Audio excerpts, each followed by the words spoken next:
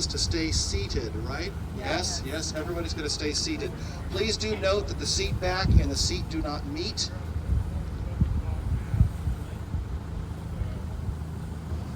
The seat and the seat back don't meet, so if you've got anything loose that can slip down there, please stow that where it's going to be safe.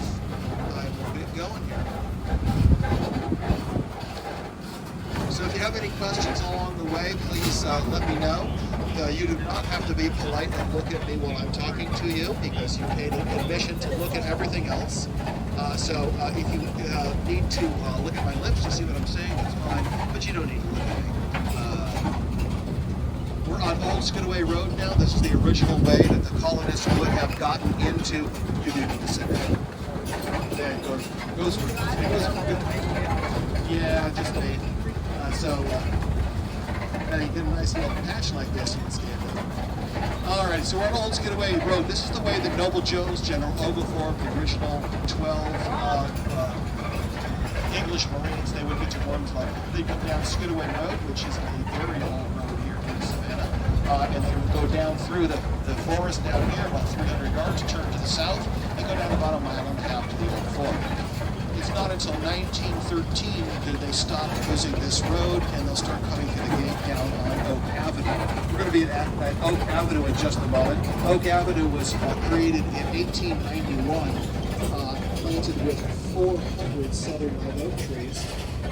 It's on the birth of Goodrely Wormsloe Loren, Noble Jones's fourth grandson, and he's buried his father Horace's birth on 400 southern live oak trees. And when he turns 21, he builds the arch and beam for him. Unique and appropriate presence. We've got tree number 1 right up here, tree number 2, tree number 3, all the way down to 202, across to 203, and all the way back to number 400.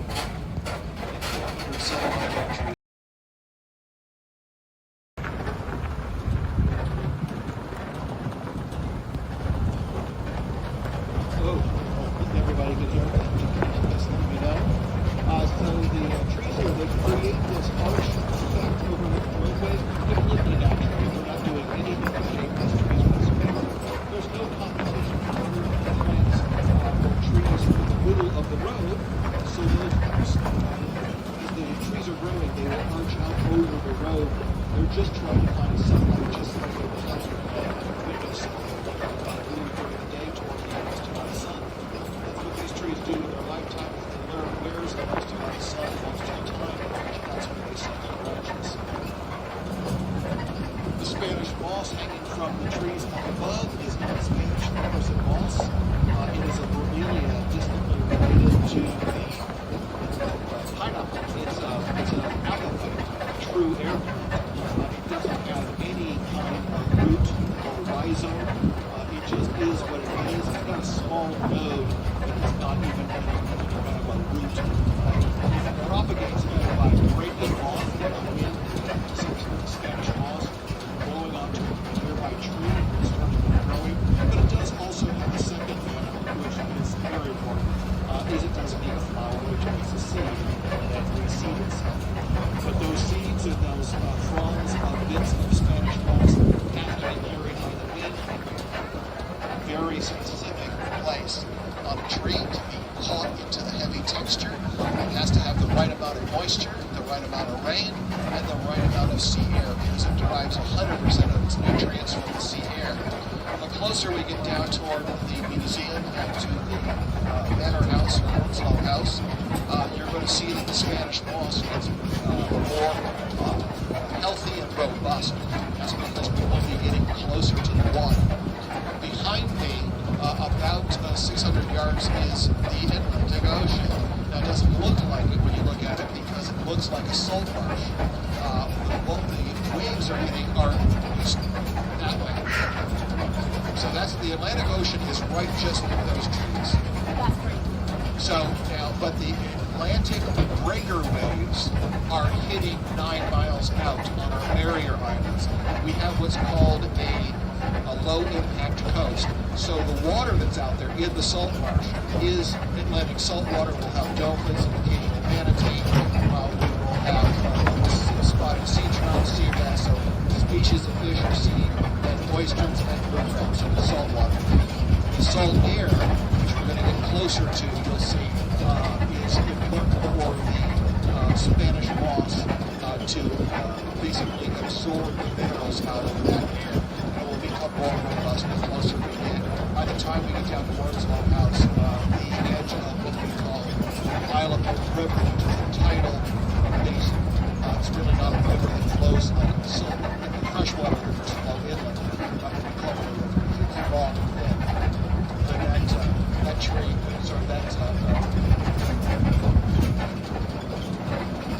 that waterway is the peak of salt. It's going to be about 300 yards from us. It's pretty close.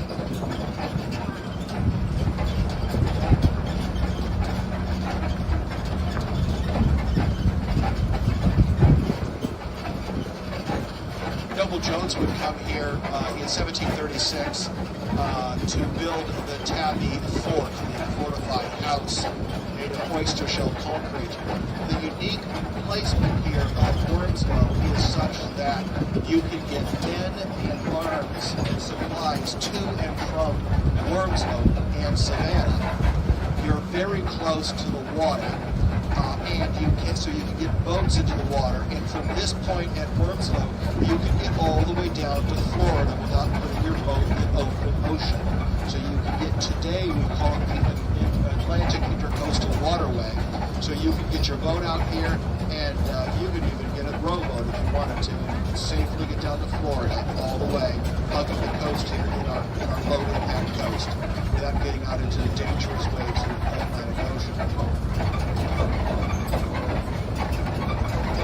This becomes important in a couple of different ways, but looking up at Savannah, one of the interesting things about Savannah that relates to this place down here is that General Oglethorpe will place a dozen cannons on Bay Street in Savannah.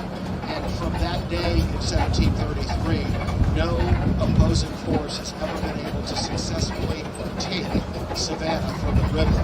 It's all had to be down here. The French forces, which are allied with the Americans of the Revolution, are going to come here up just past Jones Narrows, about 1,500 yards to the southwest of me here. They're going to land in French will then march into Savannah from the south. They can't get their ship, they cannot get up the river because the British control high ground.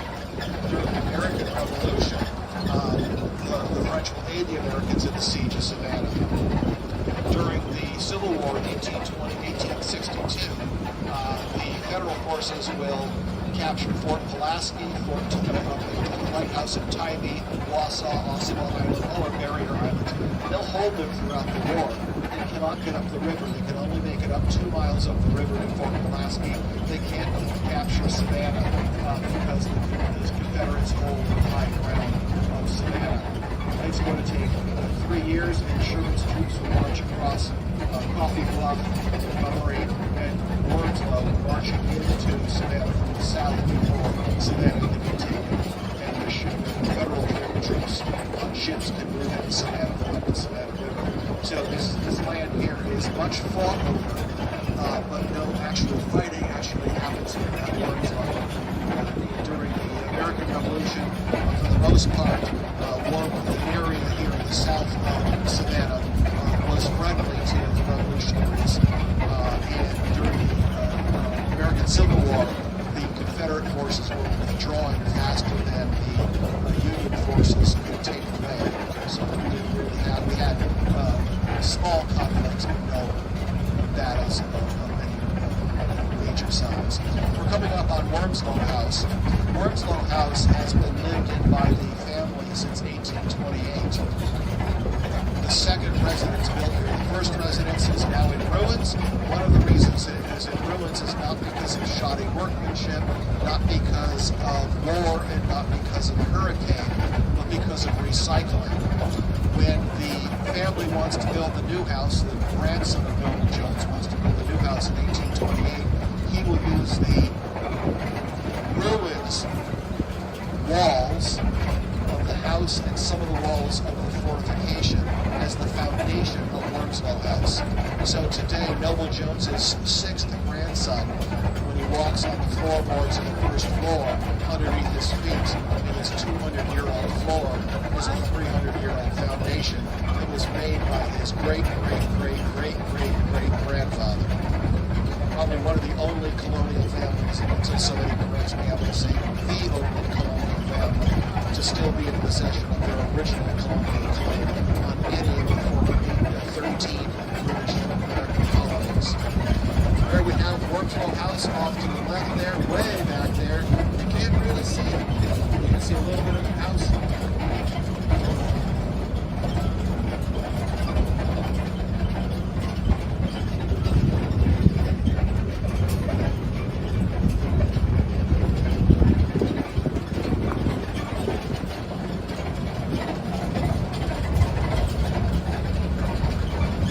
The family would own about 900 acres of Wormsloe in the 1970s and would donate most of their holdings to the Nature Conservancy, who would then sell it to the state of Georgia to create a historic site here. They did retain about 70 acres of that 70 acres they retained. About 13 years ago, they donated 15 of that to the University of Georgia for a research station, and you'll see that coming up here on the left as well.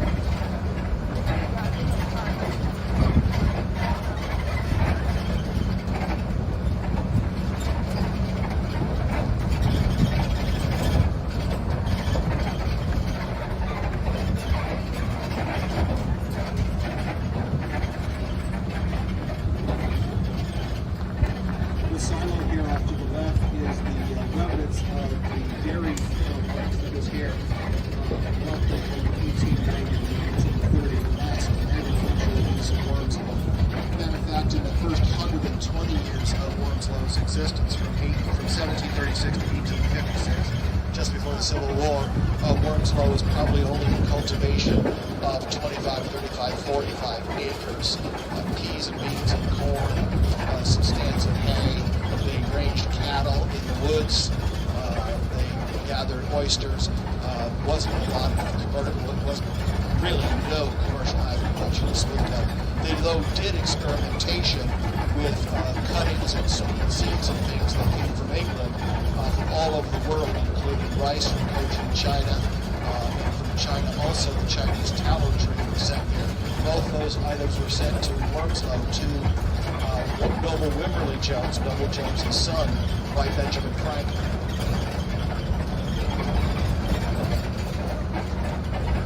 Straight ahead, down about 300 yards from us here is the ruins, down that pathway down through the woods. I do suggest you stop at the museum. There is a small model of what the ruins looked like before they were ruins. Give you some orientation as to what you're looking at before you get down and see the ruins. There's also pictures of Wormsloe House and pictures of the family and descriptions of what the family did over the years. I'll be going to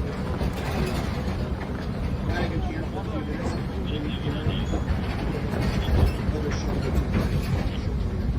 Every half an hour we leave from this location. Last show leaves this location is at 5 p.m. So if you're here that late in the day, that's the one you have to be on. So we got to find you.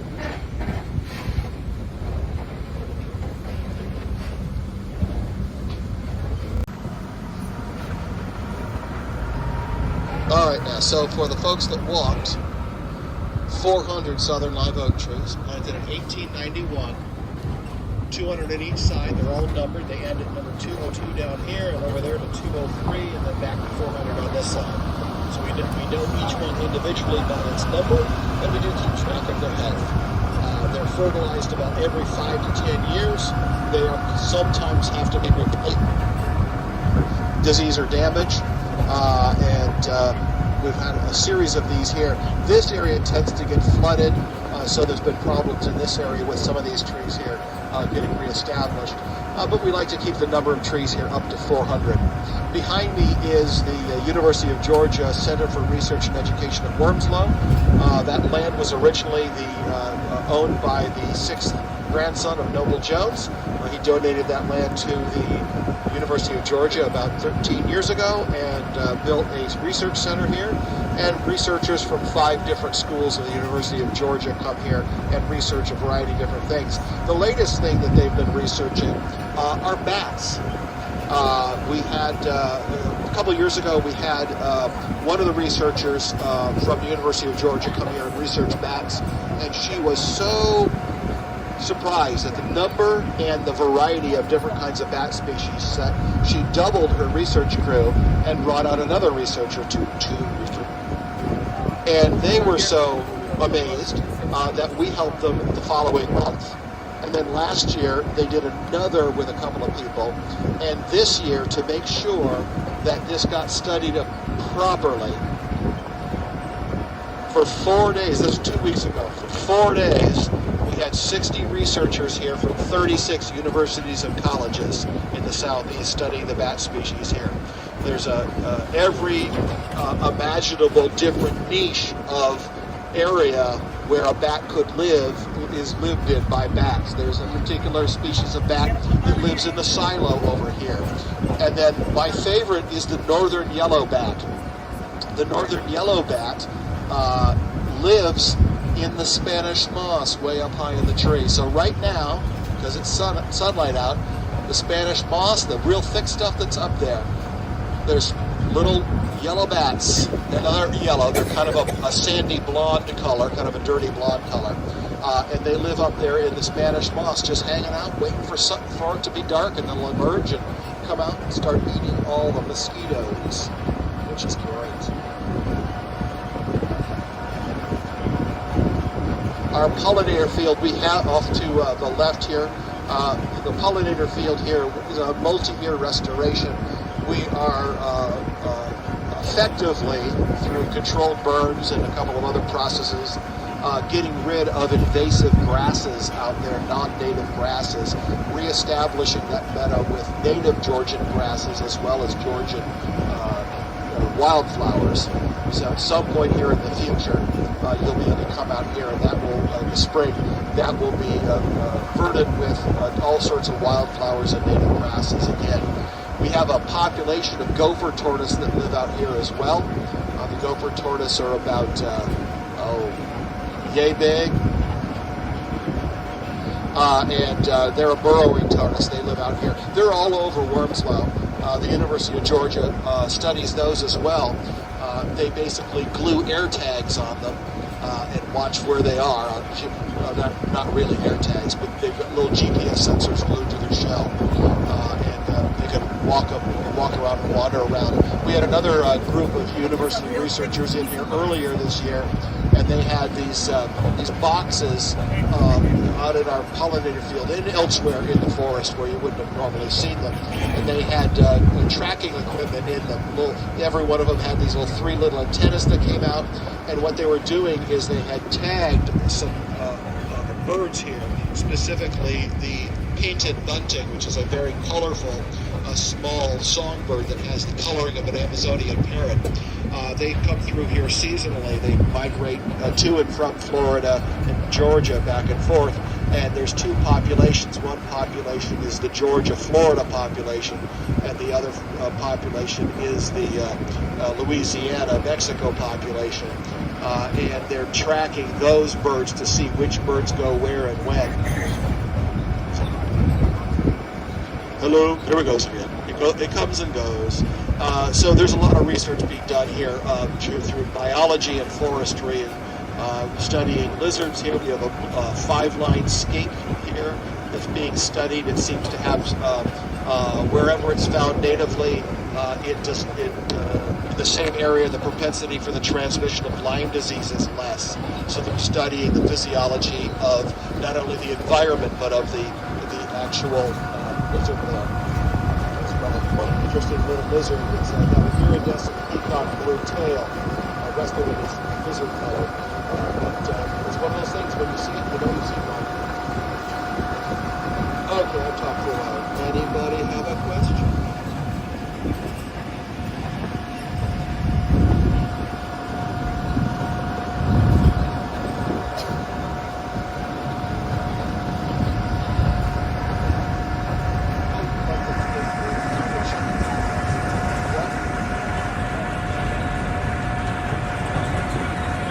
Alright, so I was asked a question, and I don't know the answer. So I'm going to tell you, the first day I worked here, the very first day I worked here, and I've been studying up on English colonial history and the history, and we're going to stand here talking to people, and somebody asked me, where did the French land? Well, I have no idea the French were even involved. This is an English colony. We're fighting the Spanish. But I found out the answer, and they landed at pinpoint about 1,500 yards from us over here during the American Revolution. So I don't know the answer to your question of what creates the blue color on the white porcelain dishes and pottery that are shown in our museum. I don't know what that coloring is, but I will find out. So the next time somebody asks me, I have that answer. All right, now we're just stumped Brian. Anybody want to try that?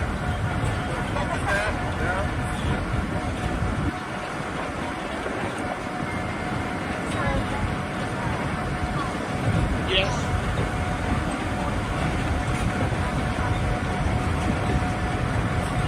There were certain. Okay, yeah. So yes. I'm sorry. You walked down, so you didn't hear this part. Noble Jones's sixth grandson still lives on part of the original property. That's the yes. So there's a little yellow house. That's called the Jesse Beach House. Not it's a beach ball. Yeah. His last name was Beach. And behind that is the now 10,000 square foot mansion that's kind of hidden back there. That's Wormsloe House. Right, and so that is, that house is built in 1828, and the Jones family have lived there nearly continuously for the last 200 years on that property. Yes, they have some houses, downtown, and they could go on vacation, they're allowed to leave, and then there was this little war got in the way. So they would actually vacate the property here from 1862, not return until 1870. So they'd be gone here. But otherwise, they've been here for that whole time. The reason, did you get down to see the ruins? Okay, so how many saw the Tabby ruins? Tabby ruins. You saw the Tabby ruins. The reason why the Tabby ruins are in ruins is that house stood from 1736. The house and the fort stood from 1736 until 1828, because Noble Jones's grandson uses the walls of the house and some of the walls of the fort as the foundation of Wormsloe House. So today, Noble Jones's sixth grandson walks around on a floor that's 200 years old, and under that floor is a 300-year-old foundation that his great-great-great-great-great-grandfather built. So, family's still here. Where does the name Wormsloe come from? So I'll give you an answer to that, but I'm first going to tell you Noble Jones's great-grandson in 1870 placed an ad in London newspapers offering a reward if anybody could tell him why his great-grandfather named this place Wormsloe. So the story of why didn't make it down to the fourth generation. So if we take a look at the Jones family, they originally come from Herefordshire out of Wales. And there's a bunch of places in Herefordshire that have the name Worm in the name of, it said he named this after a place. And there was one village in England, in Herefordshire, where the defining landscape feature of that village was a mound. It was a mound. Now, lore had it, every time you measured it was a different size and whatever, but the main lore about it was that it was King Arthur's son's burial spot, according to the Welsh lore.